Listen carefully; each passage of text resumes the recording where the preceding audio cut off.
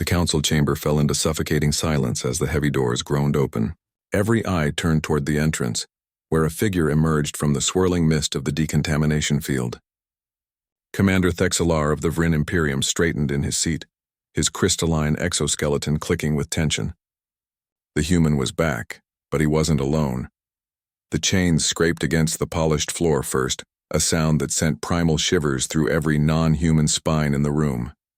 Then came the beast itself, massive and grotesque, its 6 legs struggling against the restraints as the human dragged it forward with casual indifference.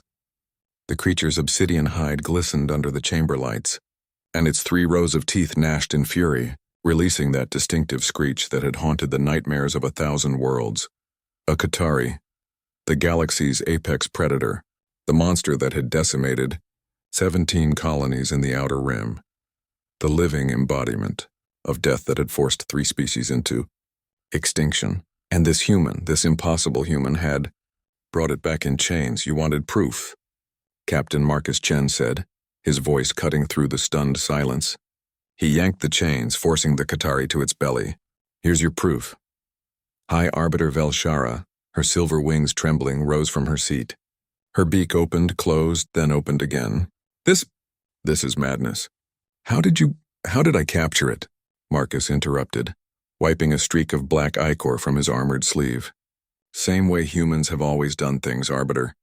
Stubborn refusal to accept the impossible. The Qatari lunged suddenly, its chains snapping taut. The council members recoiled in terror, several diving behind their podiums. But Marcus didn't flinch. He simply pulled a small device from his belt and pressed a button. The creature convulsed, collapsing with a thunderous crash that shook the chamber. Neural inhibitor, Marcus explained, tapping the device. Took 3 weeks of tracking to understand their nervous system. Turns out they're not invincible, just really, really angry. Commander Thexelar found his voice, though it crackled with disbelief. 3 weeks? We've been trying to kill these abominations for decades. Our best xenobiologists said it was impossible to capture one alive. They said their physiology defied conventional.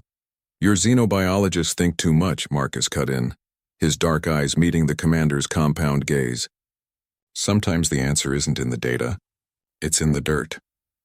I tracked this one across 4 moons, studied its hunting patterns, learned what it ate, where it slept, what it feared.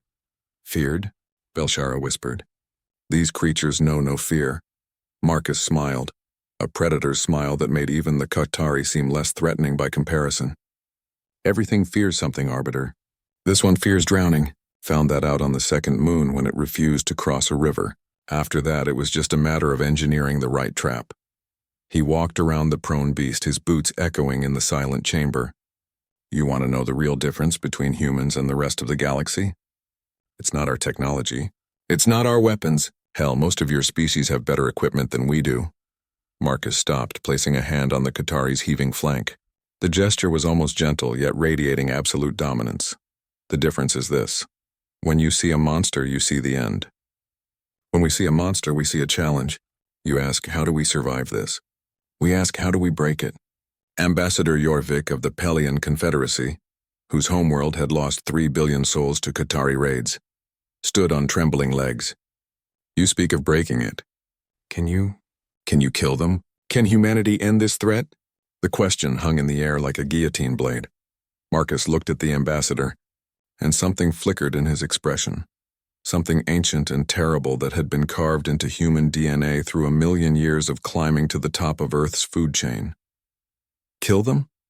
He laughed, but there was no humor in it. Ambassador, we haven't even shown you what we can really do. This, he gestured at the Qatari. This was reconnaissance. This was us being careful. He pulled out a data pad and tossed it to Commander Thexelar. That contains every biological weakness of the Qatari species. Respiratory vulnerabilities, reproductive cycles, territorial behaviors, dietary requirements. Everything you need to not just fight them, but eradicate them. The commander's claws trembled as he scrolled through the data. This is comprehensive, complete. How long did this take you? 4 months, Marcus replied. Alone. Imagine what humanity can do with an entire fleet. With resources. With motivation. Velshara approached slowly, her wings folded in a posture of respect. Something she had never shown any human before. Captain Chen, why did you do this? Your species isn't even part of the Galactic Council. The Qatari haven't attacked Earth. Why risk your life for us? Marcus was quiet for a moment, looking down at the chained beast. When he spoke, his voice was softer but no less intense. Because someone had to. Because you'd given up.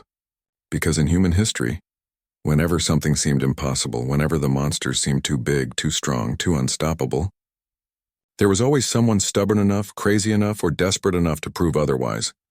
He met each council member's gaze in turn. You asked humanity to join your council. You wanted to see what we could offer. Well, here it is. We're not the smartest species. We're not the strongest or the fastest. But we're the ones who don't know when to quit. We're the ones who drag nightmares back in chains. The Qatari stirred, its eyes focusing on Marcus with pure, crystallized hatred. But beneath that hatred, for the first time in galactic history, there was something else. Fear. Commander Thexalar stood, his entire formation straightening with military precision.